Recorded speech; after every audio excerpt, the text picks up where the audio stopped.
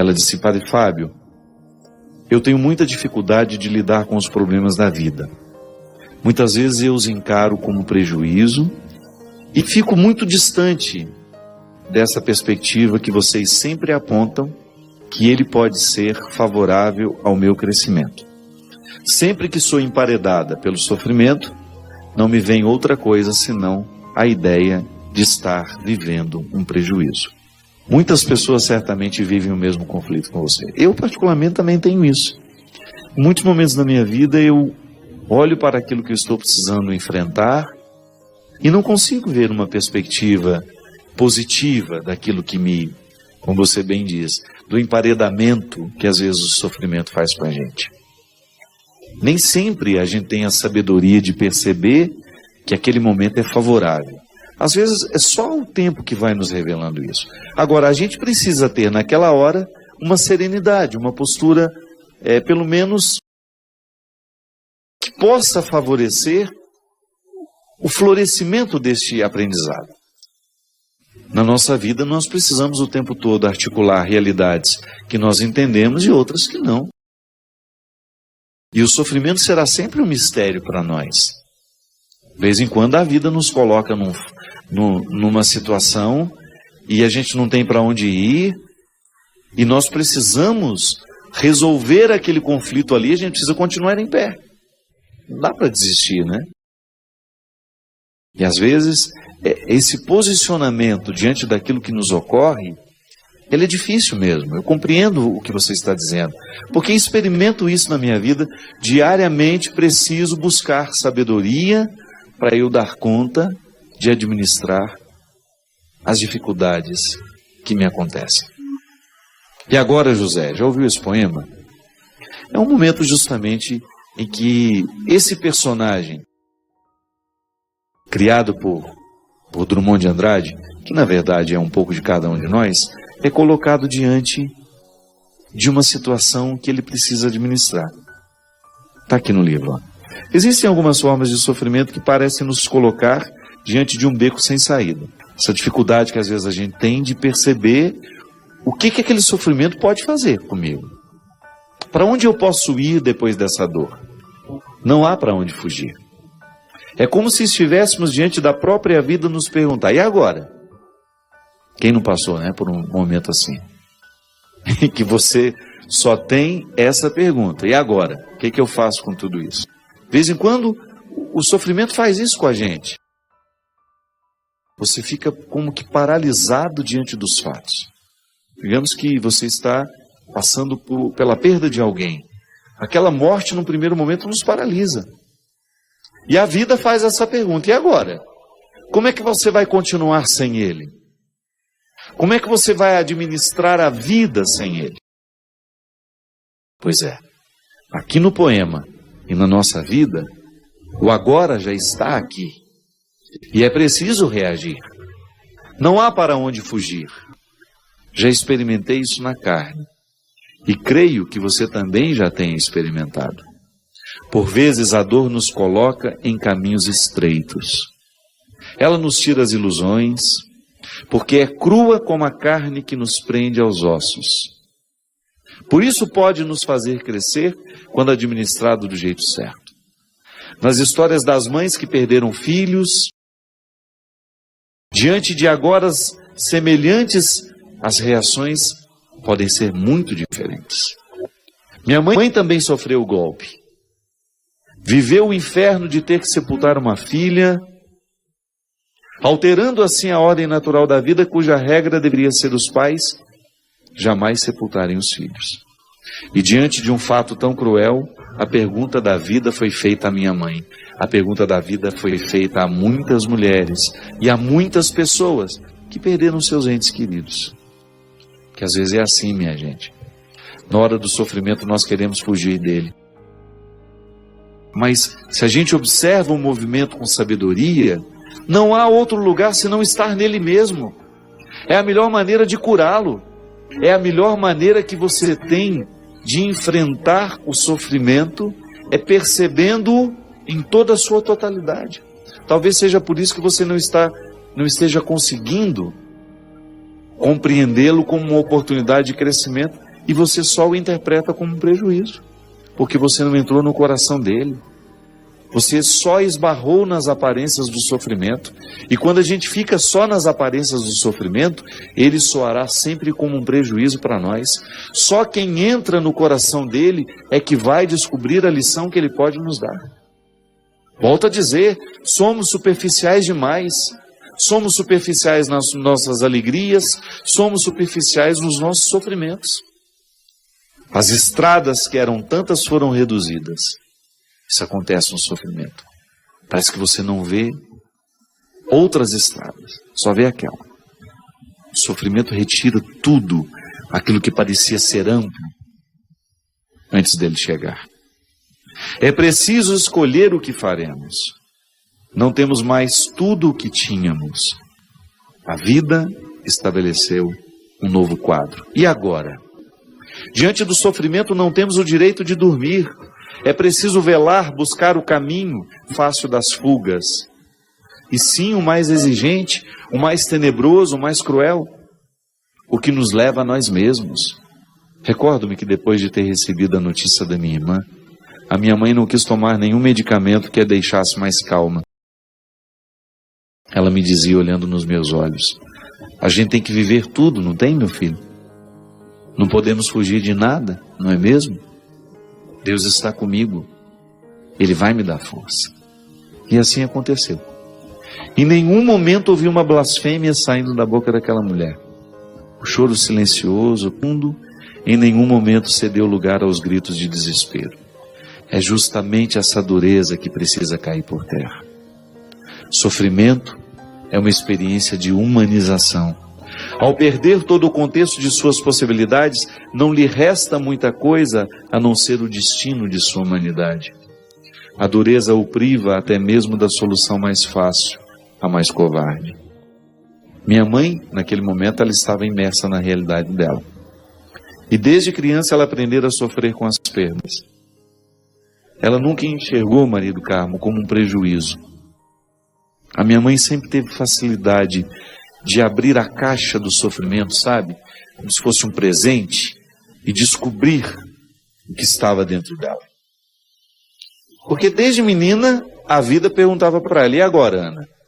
Da mesma forma como a vida pergunta a você também. Eu sei que você também já passou por situações de ser como o José do poema do Drummond de Andrade. E agora? O que você faz com tudo que você tem diante de você? O que você faz com a mãe morta, com o pai morto, com o irmão morto, com o amigo que traiu, com o casamento que acabou, com o desemprego que chegou? O que você faz com a tristeza que lhe ocorre? A vida lhe pergunta, e agora? Como é que você vai encaminhar a sua vida depois dos acontecimentos trágicos? Vai querer uma solução? Vai querer descobrir o que isso pode lhe dizer, o que isso pode lhe ensinar? Ou você vai permitir que a amargura venha derramar o seu manto sobre você?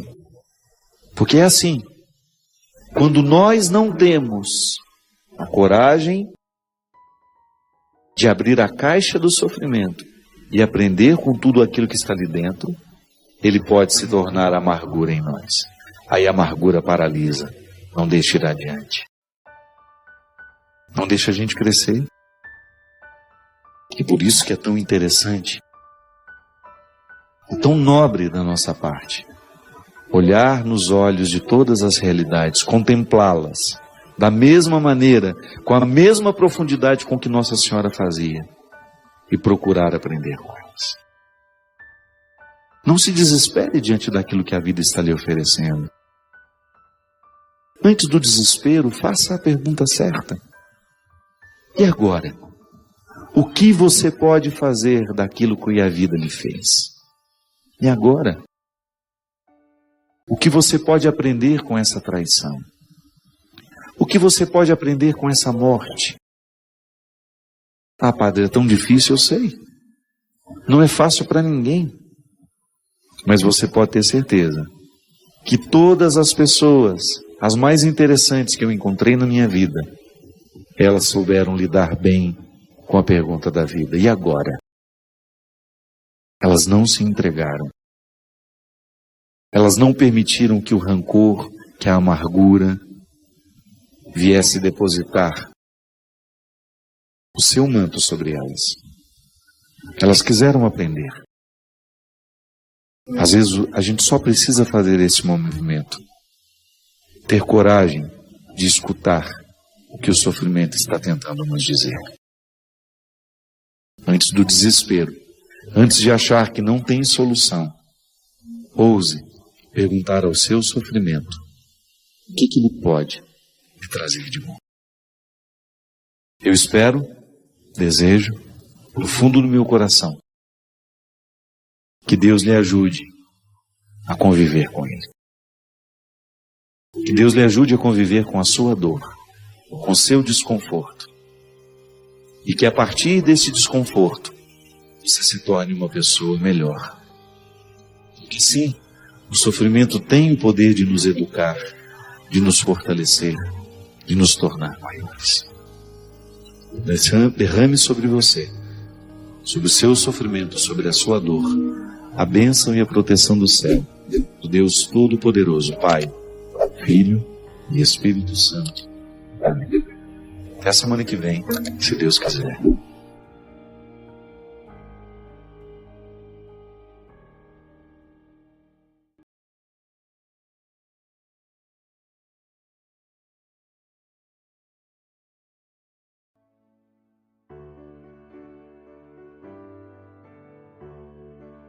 Se a gente quer resultado, nós temos que lutar. Não adianta, nada vai cair do céu. Nada cai do céu. Fé nasce do chão. Acho que a gente inverteu as coisas, né? A nossa oração tinha que ser voltada para o chão o tempo todo. Que é aqui que Deus floresce. Deus é igual semente, floresce no chão. Essa metáfora de que Deus está no céu, isso é bonito. Mas é aqui, ó, é pisando nesse chão que a vida acontece.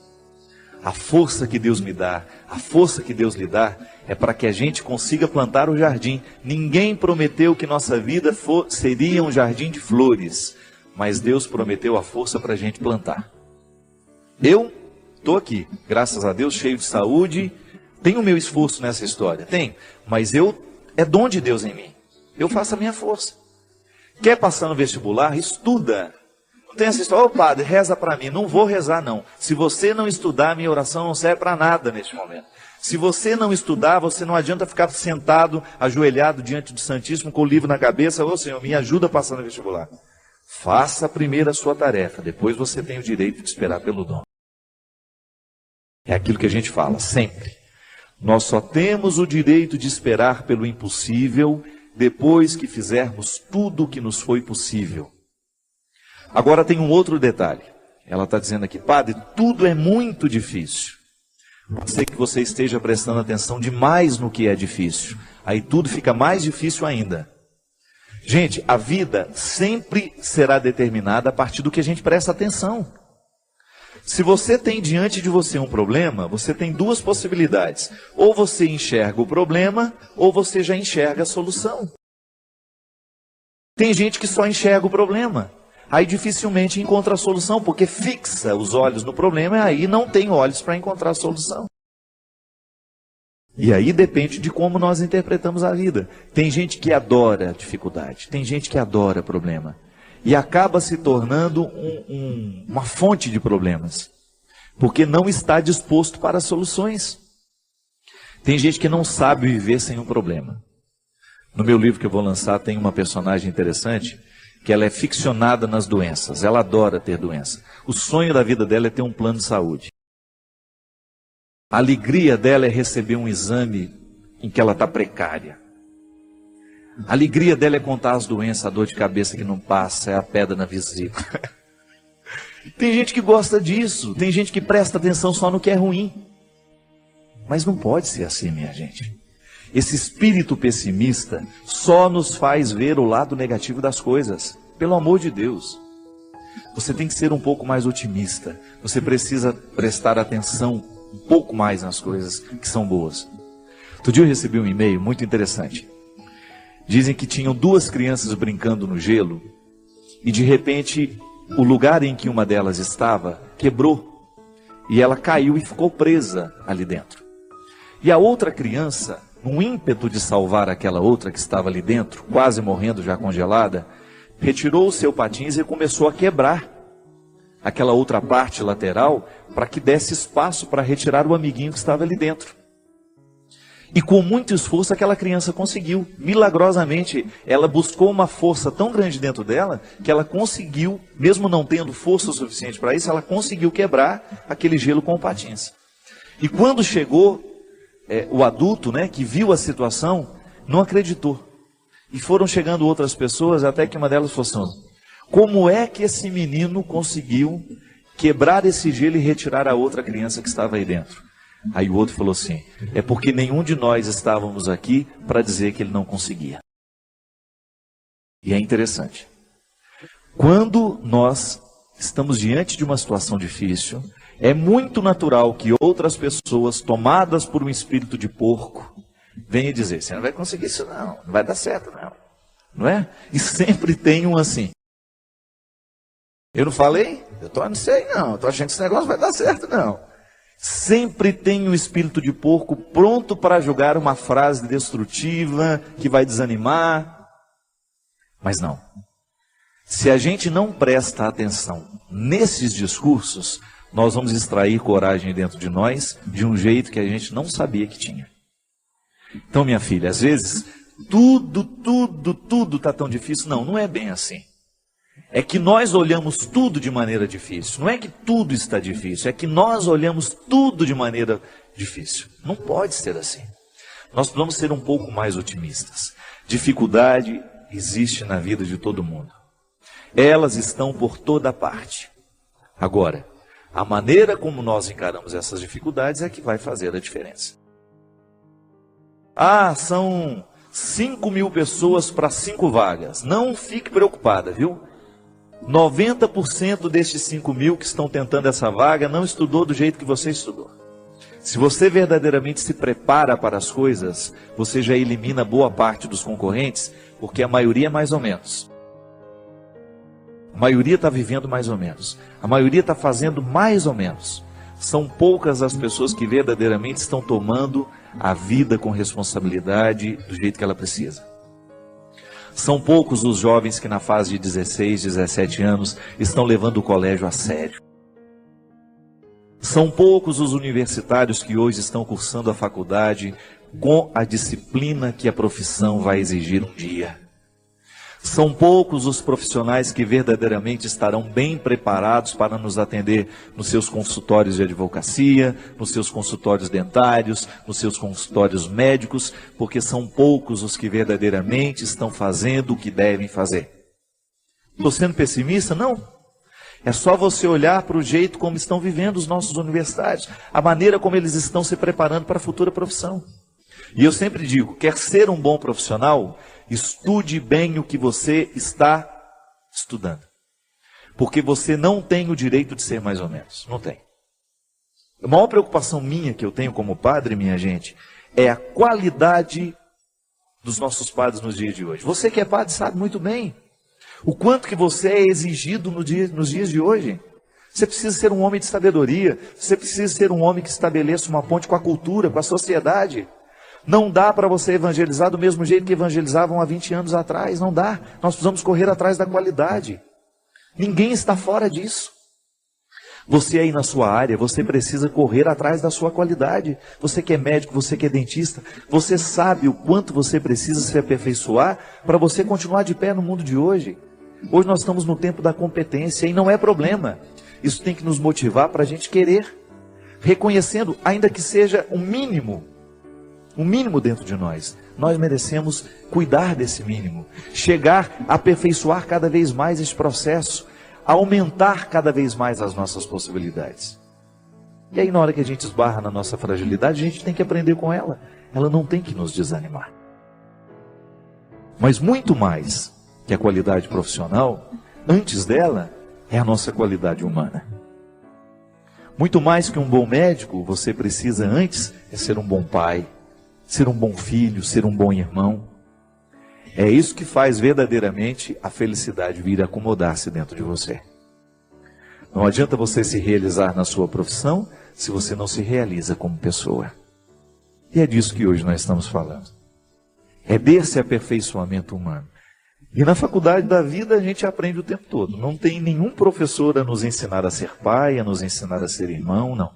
É olhando nos olhos de quem a gente ama que a gente vai descobrir a medida certa, o aprendizado de cada dia, para que a gente possa ser um ser humano melhor no mundo de hoje.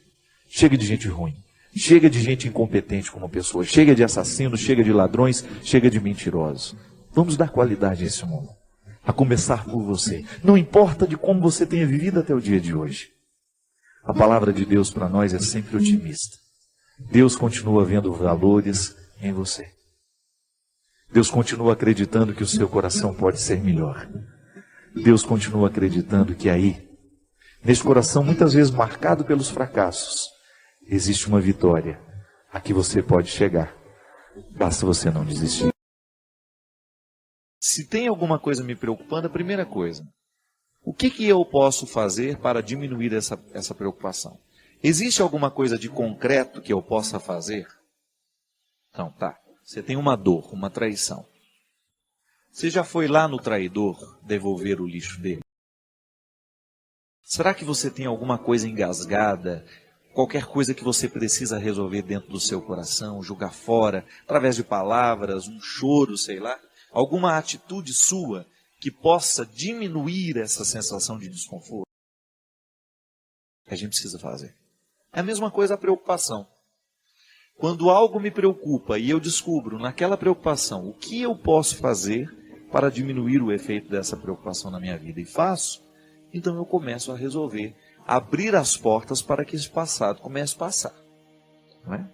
Porque senão nós vamos represar a experiência que não valeu a pena, nós vamos segurar dentro de nós o evento, o acontecimento que nos machucou, que nos lesou, e aí a gente vai viver um processo contínuo de lesões e de machucados, porque a lembrança, o rancor, o ressentimento, eles só provocam novas feridas dentro de nós. Eu nunca vi alguém ficar curado guardando ressentimento.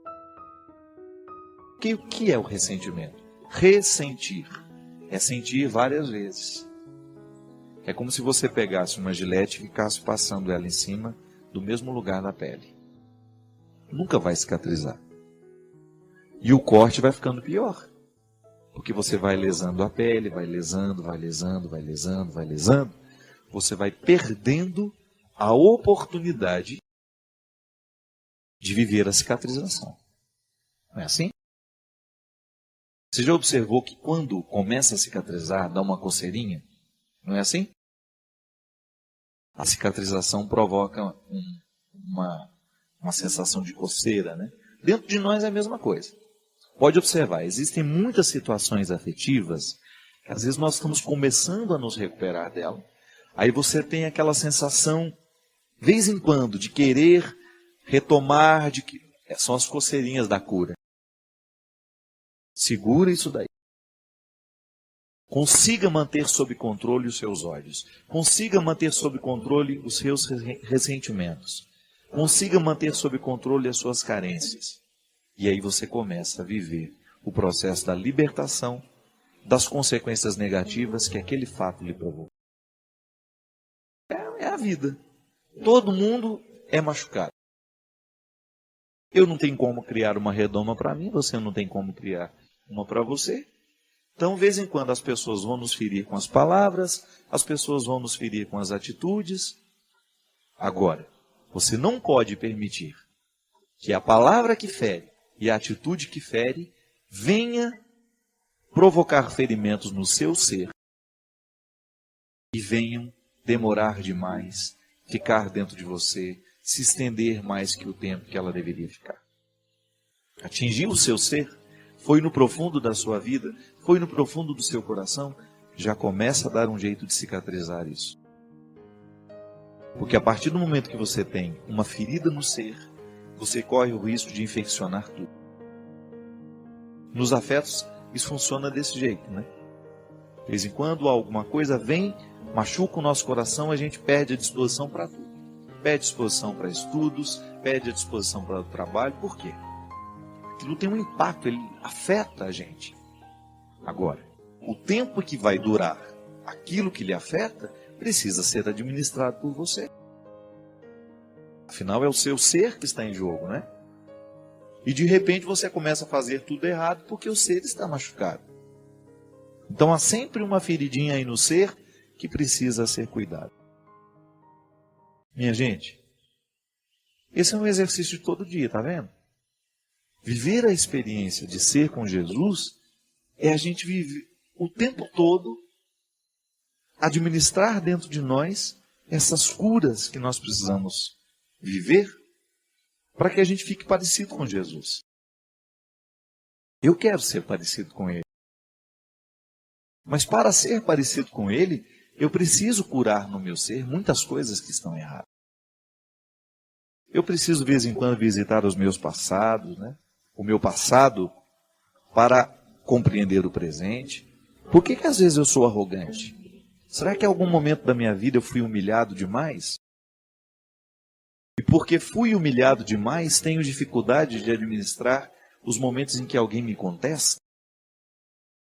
Ninguém é por acaso. A cura do ser acontece quando a gente reza, quando eu peço a Deus que venha curar o meu coração, que venha curar a minha mente. Essas são expressões que nós usamos o tempo todo. Mas Deus muitas vezes cura o nosso coração, cura a nossa mente através da nossa reflexão.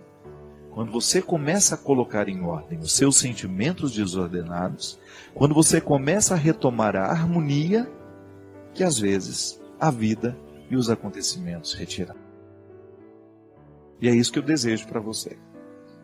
Que no hoje da sua vida, da sua história, você esteja empenhado em curar as feridas do seu ser. Se te machucaram, se te magoaram, se te feriram, não leve isso com você. Só leve como ensinamento para você não fazer com o outro. Mas não permita que isso vire amargura. A tristeza, para ser criativa, ela tem que exercer dentro de nós o movimento da superação. Então, porque eu estou triste, porque eu estou magoado, chateado, eu observo aquele momento, eu vivo aquele momento como um propósito de superar. Porque se eu não superar, eu corro risco de transformar nisso em amargura. E amargura não faz bem ao coração. Coração amargurado não consegue perceber a vida. Coração amargurado fica focado nas mesmas coisas. Quando a gente foca nas mesmas coisas, quando a gente não amplia o nosso olhar, a gente corre o risco de infelicitar a nossa experiência de vida.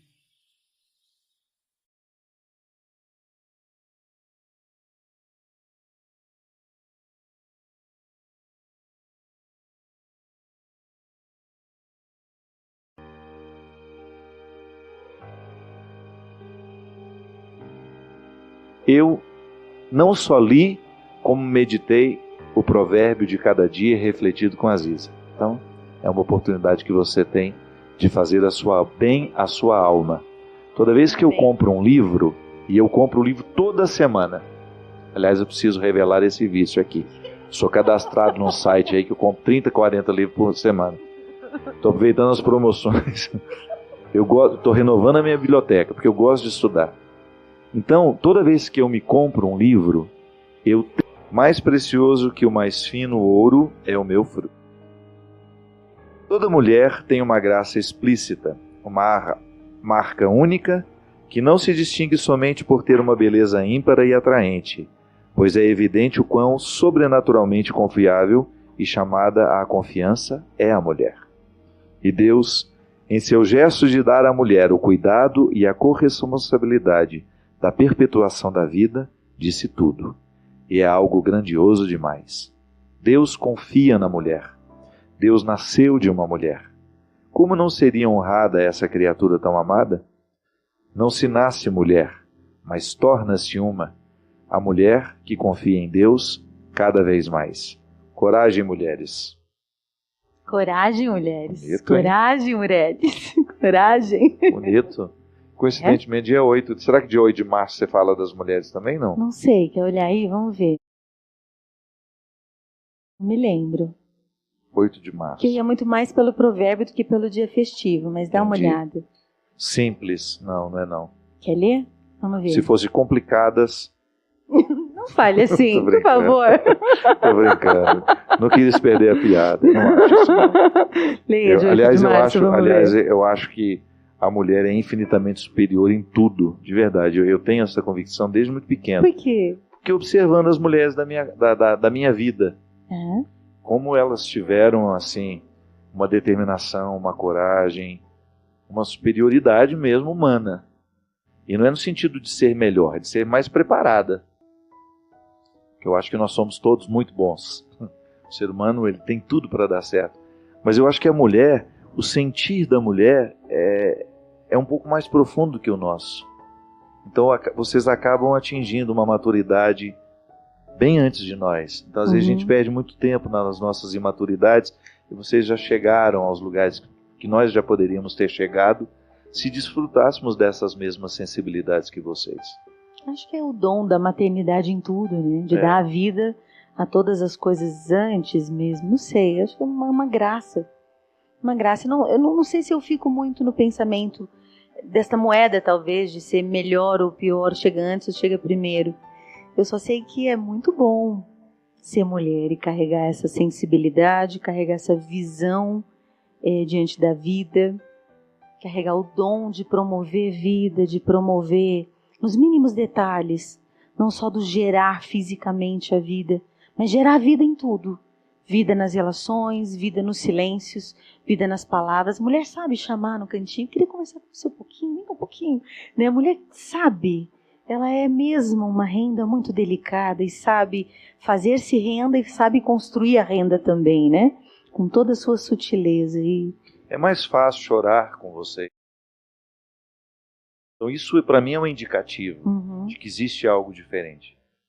Eu tenho muita facilidade de chorar com as minhas amigas mulheres. E graças a Deus, Deus me deu muito boas amigas mulheres.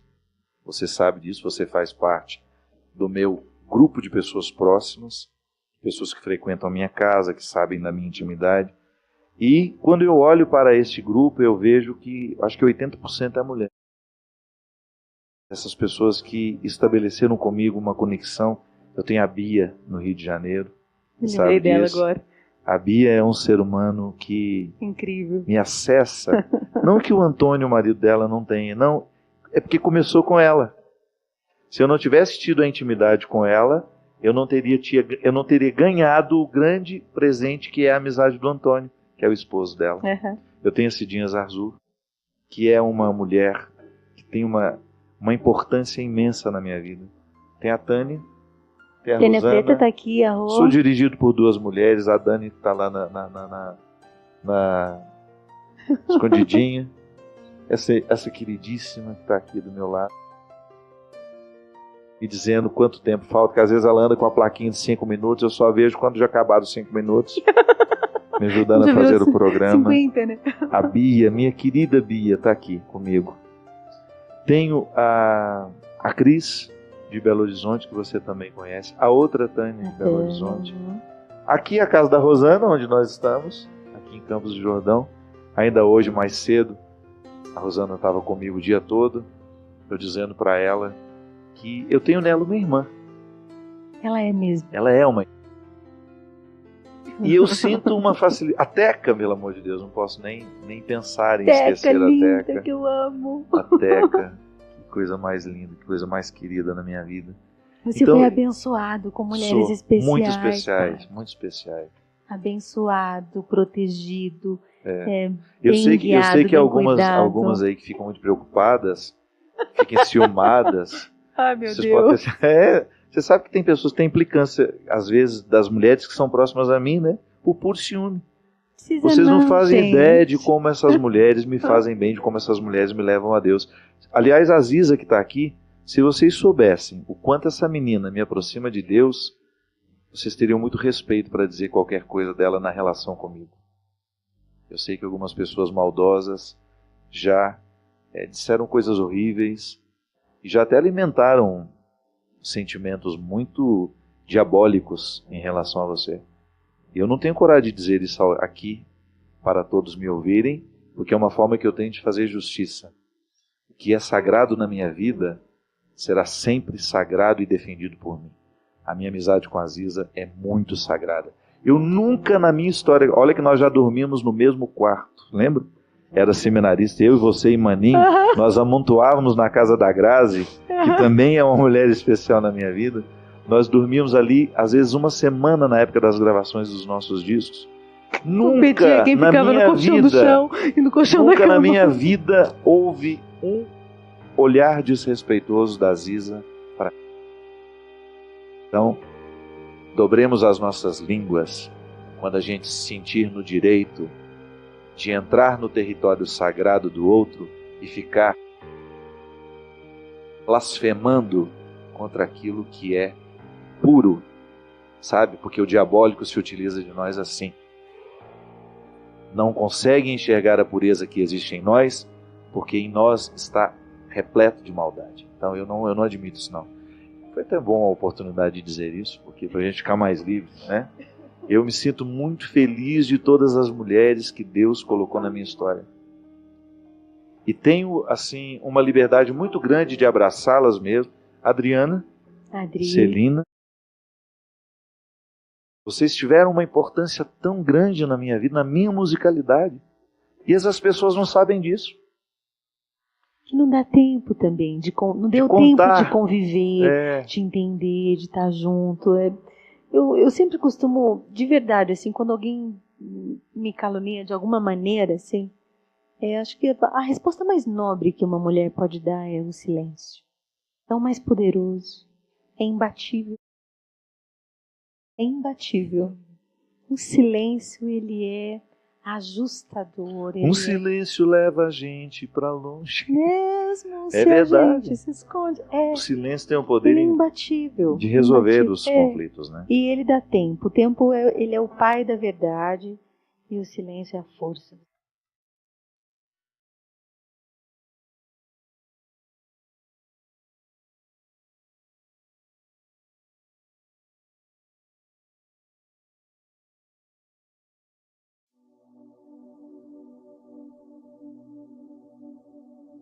Achei interessante uma senhora aqui, ela perguntou o seguinte: Padre, quando uma pessoa é batizada com um nome e é registrada com outro, no final, como é que fica no livro da vida? Depende do registro que Deus vai ler, né, Maurício? Se ele vai ler o registro civil ou o registro religioso. Minha filha, o que fica registrado no livro da vida é o que a gente viveu. O nosso nome tem importância para nós, né? Deus nos chama pelo nome, mas é muito mais do que o meu nome Fábio. Quando nós dizemos que o nosso nome está escrito no livro da vida, não é este nome só que você me conhece, através do nome com o qual eu me identifico, mas é a minha vida, é o contexto da identidade, é muito mais do que um nome, é a identidade que nos registra no livro da vida. É a vida que a gente viveu, é a vida que a gente escolheu, tudo aquilo que fez parte de nós, isso sim está sendo registrado aos poucos. Aliás, é muito interessante essa perspectiva, né? Identificar que Deus está nos lendo através do livro da vida. É uma metáfora muito bonita para nos ajudar a perceber como é que Deus nos olha, como é que Deus nos registra. A cada dia da nossa vida, tudo aquilo que nós estamos vivendo está sendo registrado neste livro, onde Deus tem a oportunidade de nos conhecer diariamente.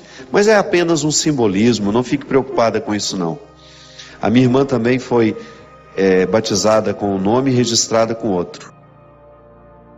No batismo ela tem um nome e no registro civil tem outro. Não tem nenhum problema não. O que Deus conhece e que está registrado é a identidade dela, e isso ele conhece profundamente. Não tem equívoco aqui, viu? Padre, podemos dizer que Deus é o esposo espiritual da Virgem Maria? Quem nos pergunta isso é o Luiz Fernando. Olha, essa expressão, esposo espiritual, ela já foi usada muitas vezes para compreender o mistério que se passa com Nossa Senhora no momento da concepção do seu menino, né? O Espírito a cobriu com sua sombra e ela se tornou a morada do Altíssimo. Toda expressão que nos ajudar a compreender o mistério é bem-vinda, desde que ela não banalize o mistério. Então, o esposo espiritual, essa expressão faz parte da vida mística. Quando todos nós temos o direito de dizer que nós vivemos essa esponsalidade divina, a vida esponsal, esse amor que nos tornam esposos e esposos, né? Esposos e esposas, que faz com que a gente viva com Deus uma relação de matrimônio. Olha como é interessante, aprofunda o significado da pertença cristã. Porque no matrimônio nós somos um do outro, não é isso? O vínculo que você estabelece no matrimônio diz que a partir daquele momento vocês são uma só carne. Então você que se casou, estabeleceu com seu marido, com sua esposa, o compromisso de serem uma só carne. Isso tem um significado muito interessante que nos reporta a própria Eucaristia. Você participar da Eucaristia é aceitar este compromisso esponsal, de viver com Deus essa oportunidade de serem um, de estarem unidos na mesma carne. Você já deve ter me escutado falar sobre isso. Quando eu comungo, eu sou também comungado por Deus. Não é assim? É circular o movimento. Ele é que me concede a graça de tê-lo em mim. Mas a gente não pode se esquecer que ao comungar, eu estou retribuindo esse amor, dando a ele a oportunidade de ser em mim. Então, eu sou nele, ele é em mim. Até fiz uma música uma vez, há muitos anos atrás, que chama Como és lindo, não é isso? Conhece essa música? Não lembro muito bem a letra dela, eu só sei que na letra eu falo isso. É o mistério de ser nele e ele ser em mim. Então, a íntima comunhão que a Eucaristia me proporciona viver com Deus, coloca na minha carne a responsabilidade de ser divina. A minha carne torna-se divina, porque ela habita o divino. Essa é uma relação esponsal. Então, nós podemos usar essas expressões para poder identificar a profunda comunhão que existiu entre Maria, que existe, né? Porque isso não termina, ela faz parte do mistério da encarnação. O mistério da encarnação, ele continua entre nós. É um mistério que não pode ter fim, ele não pode ser abarcado, ele não pode ser finalizado. Muito embora o Verbo, ao se tornar carne e morrer na cruz, ali nós temos a finalização desta presença no mundo de maneira humana, como Jesus foi. Agora o ressuscitado permanece na história. Então veja bem, o mistério da encarnação se desdobra agora no mistério da ressurreição. É uma continuidade. Isso nunca vai ter fim. Por quê? Porque esse mistério me envolve no momento em que eu recebo Cristo em mim. Seja através da sua palavra, ou seja através da Eucaristia. Então seremos sempre esposos e esposas deste Cristo. Deus presente entre nós, nos movendo para que cada vez mais a gente tenha condições de tornar a nossa vida um lugar de revelação. É sempre um desafio. Fazer com que a nossa história seja a continuidade da história da salvação. Deus ter oportunidade de continuar agindo em nós e através de nós. Então será usar essa expressão esposo espiritual da Virgem não é nenhum problema, só não podemos dizer que essa expressão esgota o significado do que aconteceu com ela, e da mesma maneira como também podemos usar essa expressão a todos nós que queremos viver com responsabilidade o cristianismo. Padre, há 2 meses que eu estou numa depressão profunda, que eu não tenho vontade de sair do meu quarto.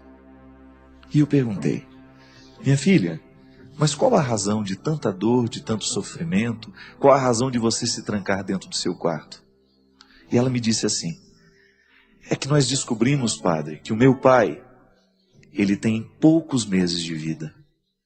O médico nos anunciou que ele está num estado muito avançado de câncer. Eu escutei e parecia que entre aquela decisão de ficar trancada no quarto e a notícia de que o pai viveria pouco tempo, havia uma contradição.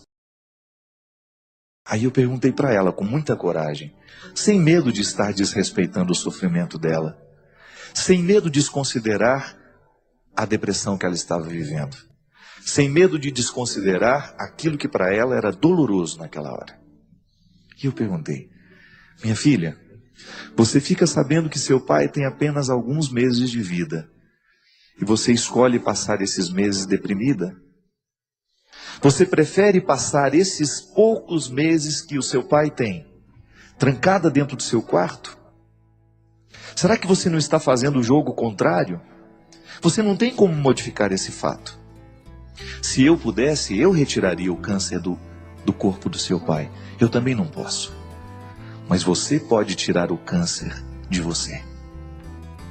Esse que você não tem fisicamente, mas que você está permitindo que tome conta da sua alma. Você não tem um câncer detectável em exames, mas você está permitindo que a repercussão da enfermidade do seu pai lhe deixe mais enferma do que ele.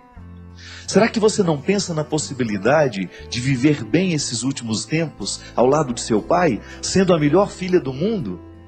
Ou dando a ele, quem sabe, a segurança que ele precisa nessa hora? Seu pai não precisa de uma filha deprimida ao lado dele.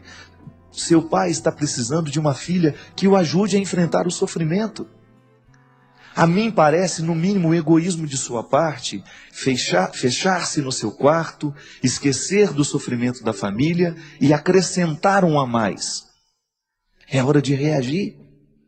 Você não tem como mudar o quadro, mas você pode mudar a moldura. Você não tem como modificar a cena final, mas eu tenho certeza que você tem possibilidades de estabelecer agora um jeito diferente de interpretar isso. Ao invés de pensar na sua dor, no seu sofrimento, olha para o seu pai e vai ajudá-lo a viver esta hora. Esteja do lado dele em todos os momentos.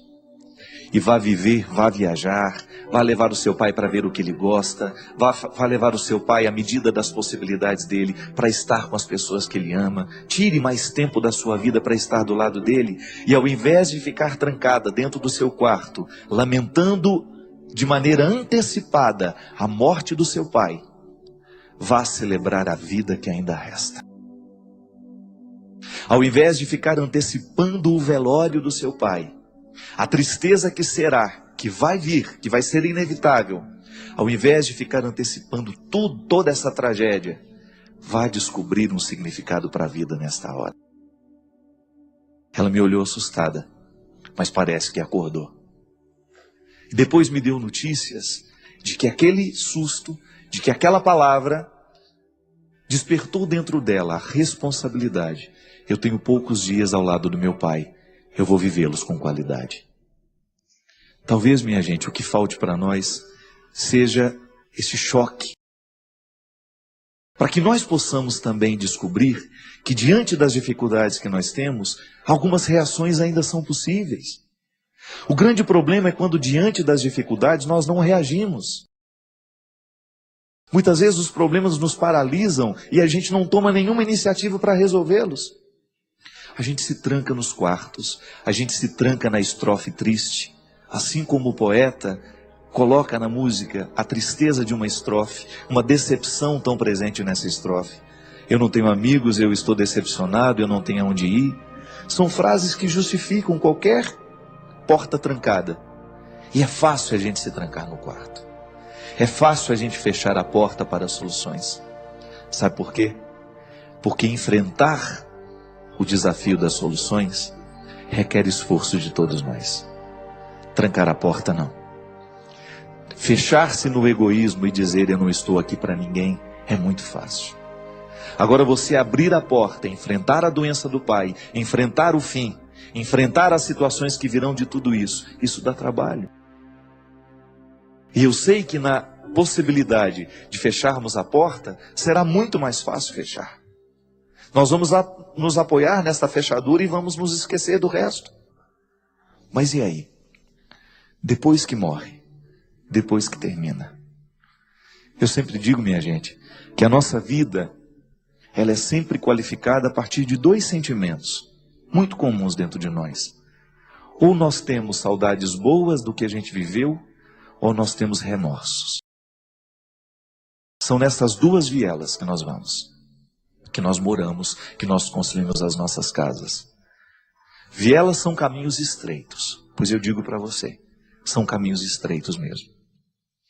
Agora você é que sabe, com a vida que você está vivendo hoje, com aquilo que você está fazendo hoje, é que você descobre se você está construindo saudades ou se você está construindo remorsos. As escolhas que você fez ao longo do dia, hoje, você tem matéria-prima de futuro aqui. Tudo que você escolheu, tudo que você falou, tudo que você viu, tudo que você desejou, tudo que você fez. Isto é matéria-prima que um dia vai virar saudade boa de se lembrar, ou vai virar remorso. A menina, diante da incapacidade de lidar com a morte do pai, ela estava criando futuros remorsos. Porque depois que o pai morresse, certamente ele ia lamentar muito o tempo que ela perdeu.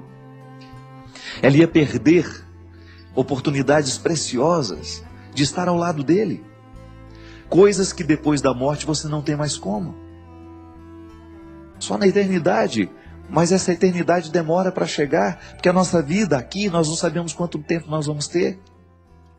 E a qualidade da nossa vida na terra depende dessas escolhas que nós fazemos. Derrame sobre nós a bênção do Deus Todo-Poderoso, Ele que é Pai, Filho e Espírito Santo. Amém.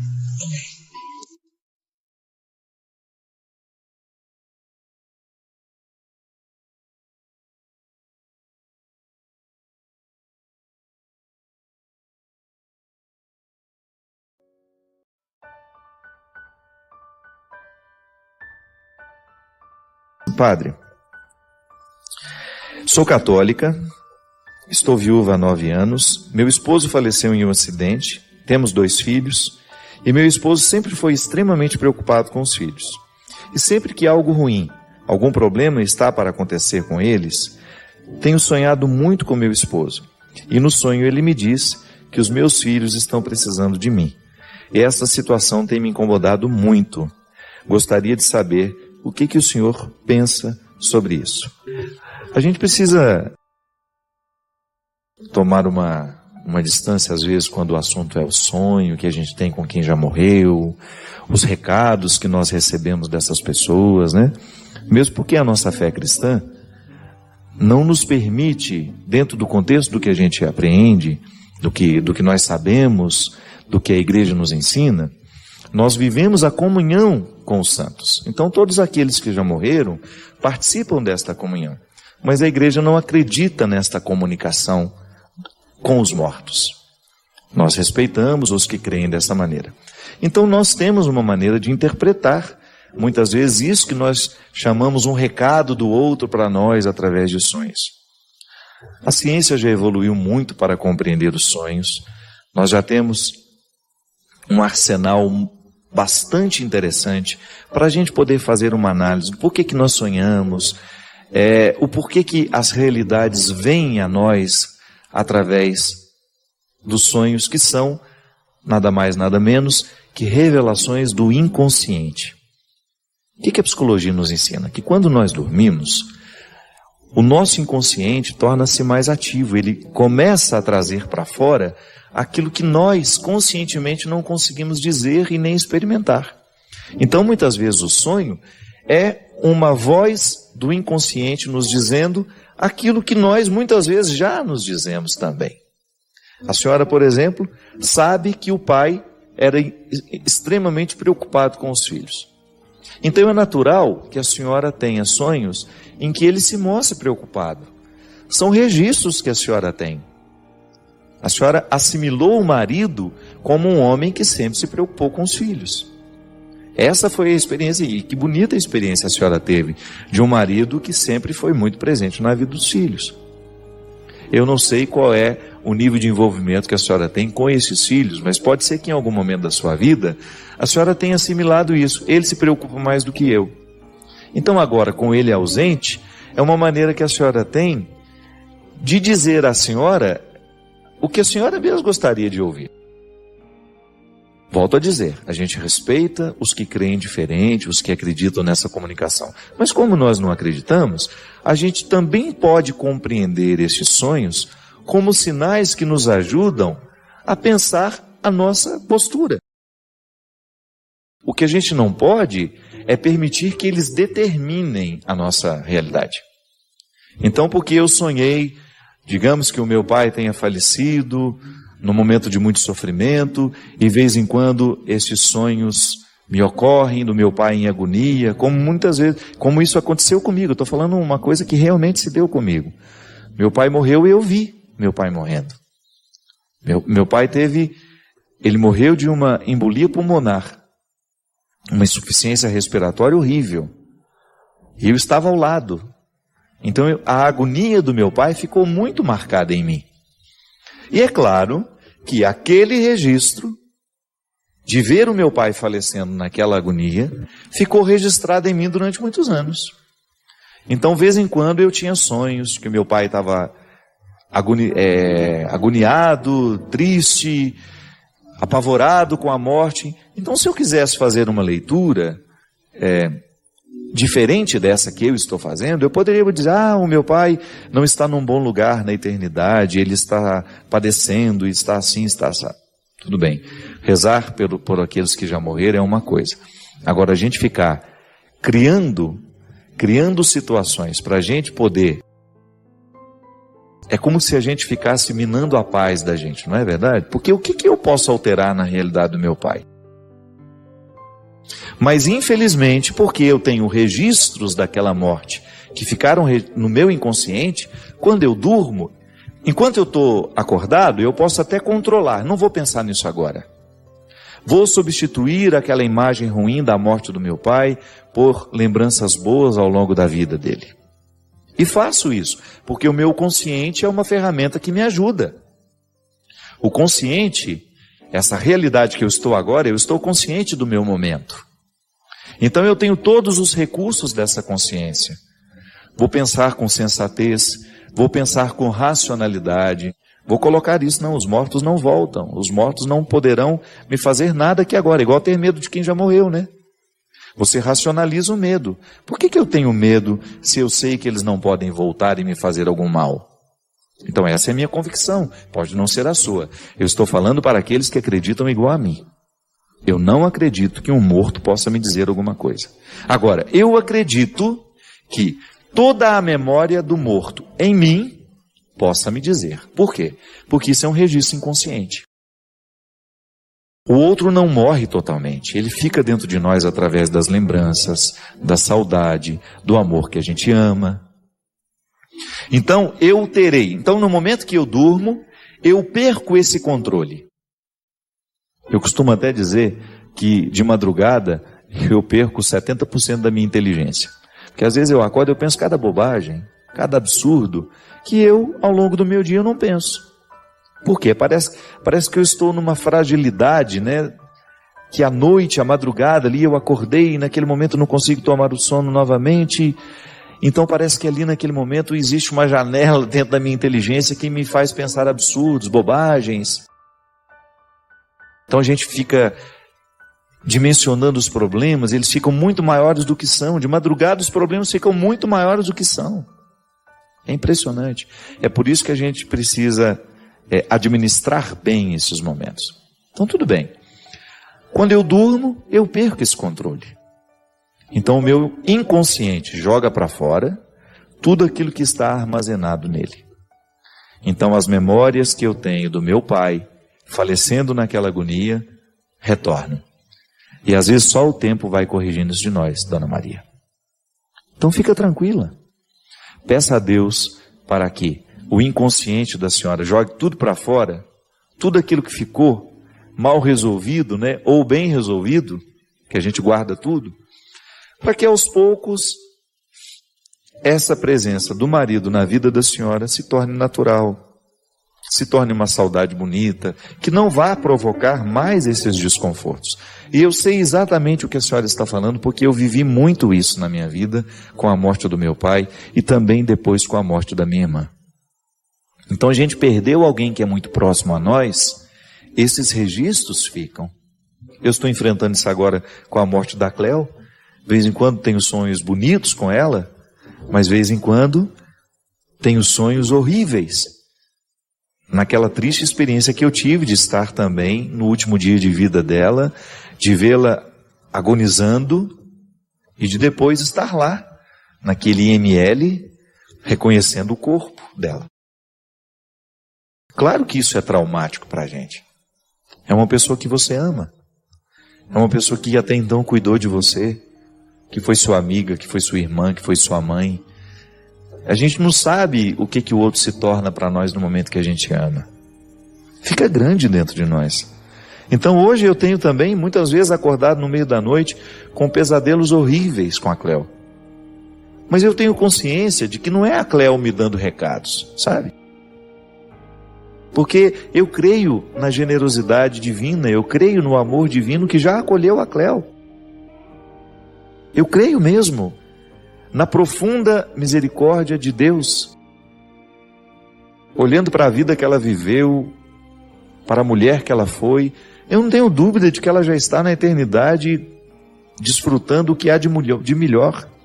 Tudo aquilo que minha fé me promete, eu acredito que ela esteja recebendo lá.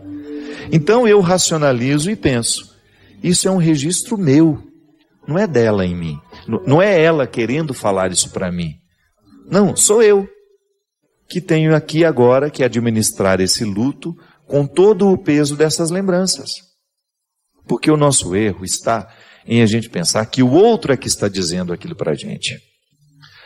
Eu estou tendo estes sonhos com meu marido, porque ele está num lugar muito ruim, ou então eu estou tendo estes sonhos com meu marido, porque vai acontecer uma coisa muito ruim com os meus filhos, e ele está me avisando.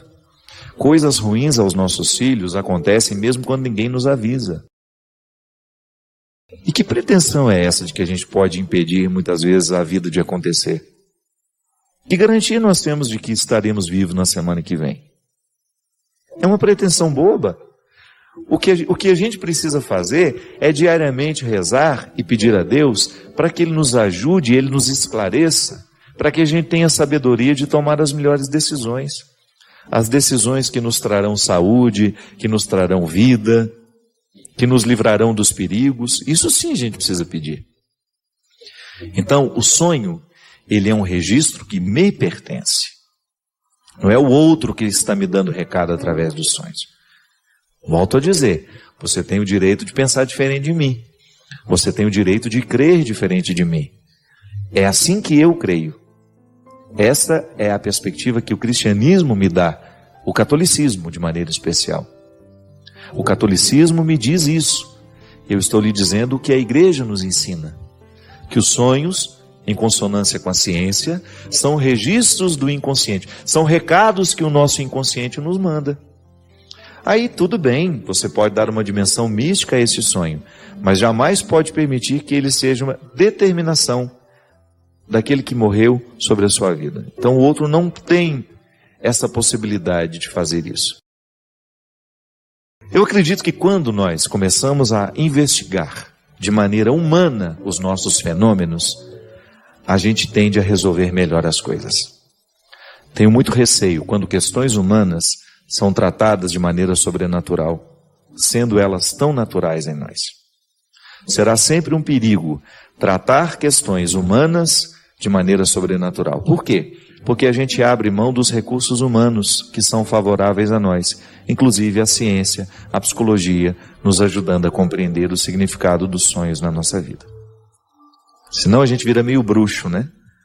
A gente vai dar um significado sobrenatural àquilo que não é sobrenatural. Nós temos profundo respeito às realidades sobrenaturais, mas também precisamos respeitar as realidades naturais. Eu acho que é uma maneira muito inteligente de viver uma fé encarnada.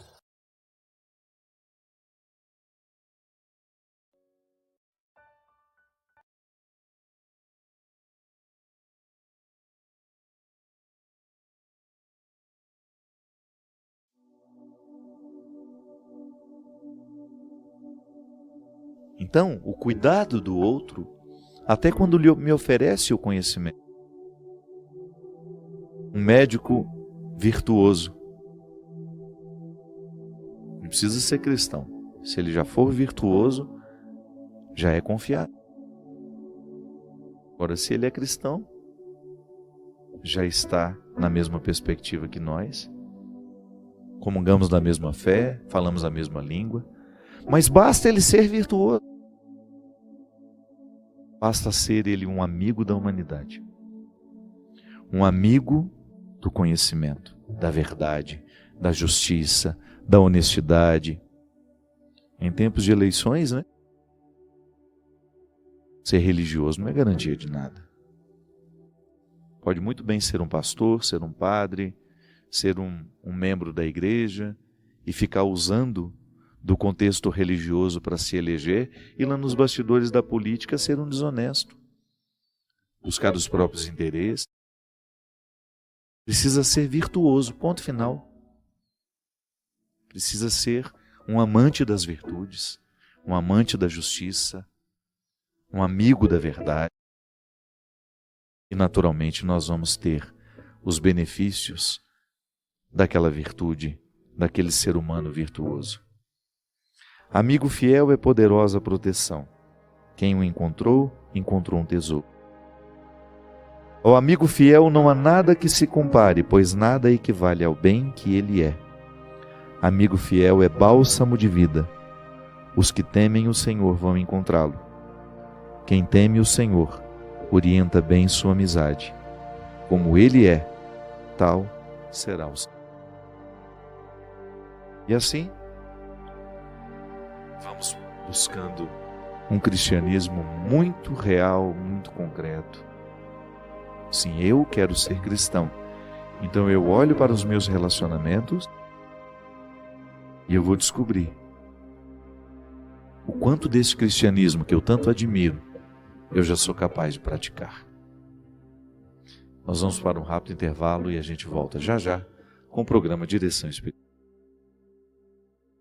Estamos de volta com o programa Direção Espiritual. Muito obrigado a você que participa conosco, você que nos divulga e você que ajuda o Sistema Canção Nova de Comunicação. Talvez você não saiba, começou a nos assistir há pouco tempo, mas este canal é todo mantido através dos sócios contribuintes. Aqui não há nenhum investimento comercial.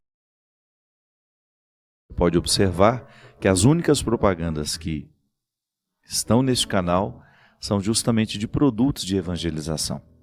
Nós aqui na Canção Nova temos o Davi, o departamento de audiovisuais. E neste departamento nós temos venda de livros, de CDs, de DVDs, DVDs musicais, DVDs de palestras. São oportunidades que a gente tem de oferecer ao povo produtos de evangelização e ao mesmo tempo ajudar a manutenção dessa grande obra. Mas aqui o nosso funcionamento depende do carinho daqueles que acreditam nesta obra. Eu também sou um sócio colaborador aqui, não recebemos nada, nem eu, nem o Christian que está aqui. Boa noite, meu amigo. 10 anos, 15 anos, né? Quanto tempo de programa tem, gente? São 10, já estou inventando mais. Não, é 11 na verdade. A gente comemorou errado, comemorou 10, mas já era 11. São 11 anos aqui de dedicação a esse trabalho, porque nós acreditamos em tudo aquilo que a Canção Nova provoca no coração das pessoas. Vocês não fazem ideia do que eu vejo pelo Brasil afora. Tem aqui um agradecimento. A Roseli está dizendo que ela perdeu o pai e o irmão há 1 mês. E os dois num intervalo de 15 dias. Imagina que sofrimento, minha gente. E ela está dizendo aqui, no bilhetinho que ela nos mandou, que apesar das dores, dos sofrimentos que estão enfrentando, né, ela e a família, o programa Direção Espiritual tem ajudado muito. E ela está dizendo aqui que não só o programa, que eles estão usando muito as minhas palestras lá neste momento de recuperação da família. E ela agradece. Quem agradece somos nós, minha filha, pela oportunidade de ter, que nós temos, de participar deste momento tão difícil da vida de vocês e ajudar com o nosso trabalho, com o nosso ministério. Para isso que a gente vive. Tudo que a gente faz é uma tentativa de tornar o mundo, a vida das pessoas um pouco melhor. Nós acreditamos no poder do Evangelho e nós não fazemos outra coisa senão anunciar esse Evangelho. Ainda que com palavras diferentes, no formato... Porque eu sempre tenho a preocupação de falar num formato que as pessoas possam entender. Se eu estou lá com as minhas beatas, com as minhas senhorinhas, eu vou falar na linguagem delas. Se eu estou com uma juventude que não tem muito contato com a linguagem religiosa, vou falar na linguagem dessa juventude. Se estou com as crianças, eu preciso falar uma linguagem que as crianças possam entender. Se estou com os simples, falar a linguagem dos simples. Se estou com os estudados, com os acadêmicos, vamos falar na linguagem dos acadêmicos. Deus não pode ser vítima da nossa inteligência, mais do que já é. Nós precisamos colocar todos os nossos recursos para apresentar Deus às pessoas. Um Deus amoroso, generoso, como Jesus nos ensina. Um Deus evangélico. Um Deus que está pondo a mesa para todos aqueles que estão. Também a Silvia agradece, diz que no programa 7 de setembro, nós respondemos uma pergunta que ela havia enviado. Ela assistiu junto com a família e foi uma alegria muito grande, pois gostam demais do programa e acham importante essa renovação de fé que a reflexão aqui proporciona. Nós é que agradecemos, Silvia. Divulgue o programa, que é uma forma que a gente tem de chegar a mais corações. Padre, meu nome é Ana Paula, queria contar a ajuda que tive com os vídeos do Direção Espiritual, quando no ano passado passei por uma separação e achei que meu mundo tinha acabado. Vivi uma depressão, consegui ter forças dia após dia, e quando ouvi o Senhor falar, deixe o passado passar, entre outras coisas, que o Senhor dizia, me senti muito fortalecida. Fui vencendo, e aconteceu que depois de um ano meu marido voltou e agora nós estamos muito bem. Obrigado, Padre, pois o Senhor me ajudou a superar e confiar. Obrigado, minha filha. Padre, o programa de Direção Espiritual tem feito um bem muito grande para a nossa filha Thaís. Nós assistimos o programa todas as quartas-feiras, e o bem que eu falo está relacionado ao nome do seu programa, porque hoje ela está dentro da igreja, vivendo uma vida próxima a Deus, através de suas palavras. Muito obrigado a Maria Inês. A Júlia me fez uma pergunta aqui interessante. A Júlia, ela é de São Paulo. Ela estava dizendo assim: Padre, tive um relacionamento que durou mais de 6 anos e com o tempo percebi que não éramos feitos um para o outro, para o casamento, apesar de sermos muito amigos. Terminamos e eu gostaria muito de continuar amiga dele, mas ele acha que isso não é possível, a amizade entre um homem e uma mulher. O que o senhor tem a dizer isso? Preciso insistir?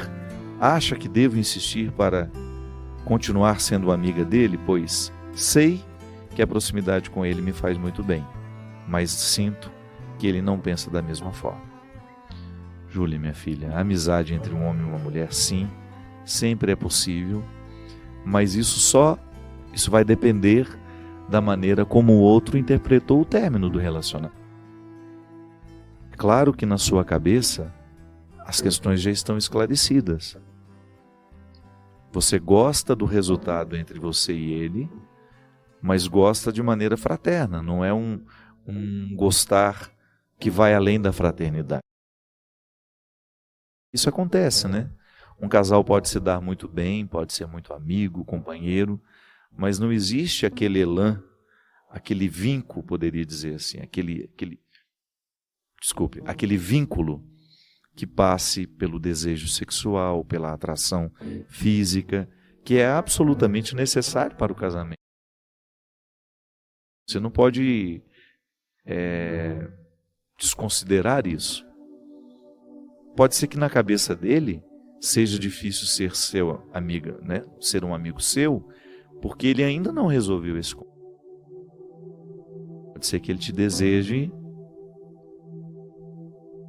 a partir de pulsões, né, de impulsos que não sejam apenas fraternos. Então você precisa respeitar isso nele.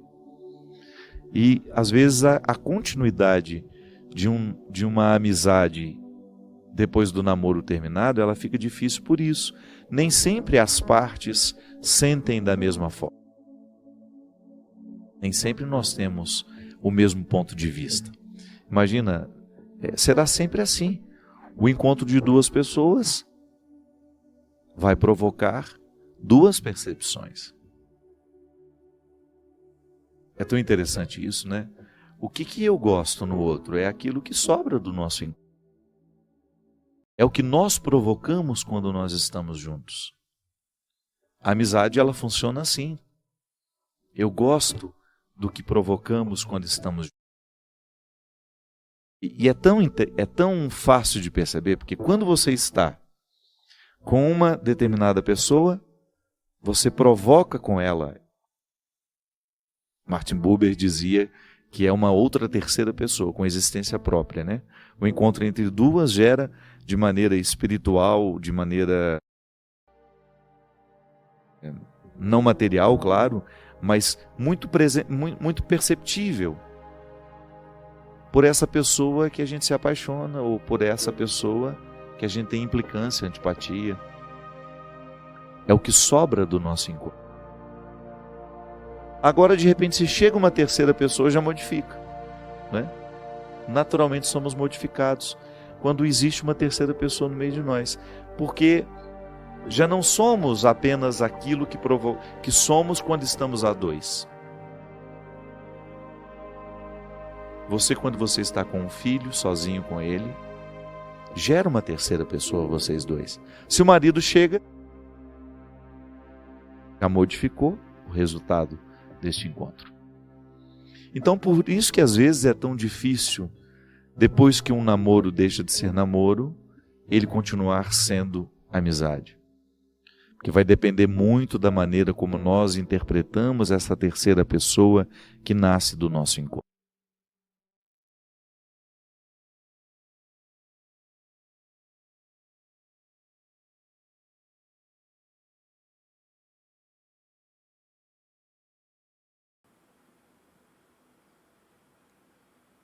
Isso que você acabou de ver não foi só um vídeo, foi um exercício de presença. Se você permaneceu até aqui, isso já mostra que algo em você está mais desperto. Comenta o que ficou com você, qual a mensagem que você achou mais impactante e compartilhe com alguém que também valoriza esse tipo de conversa. Valeu? Um grande abraço e até o próximo vídeo. Tchau, tchau!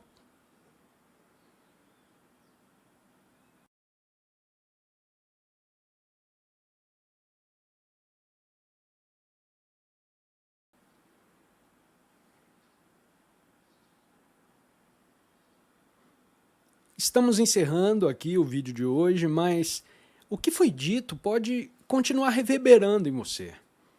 Comenta aí nos comentários de onde você é, diga o que ficou mais forte e, se você quiser, se inscreve e compartilhe. Isso ajuda a manter o nosso canal vivo. Além, é claro, de dar uma olhadinha na descrição, porque aí sempre tem material que pode dar continuidade ao que você ouviu aqui hoje. Valeu, um grande abraço e até o próximo vídeo. Tchau, tchau!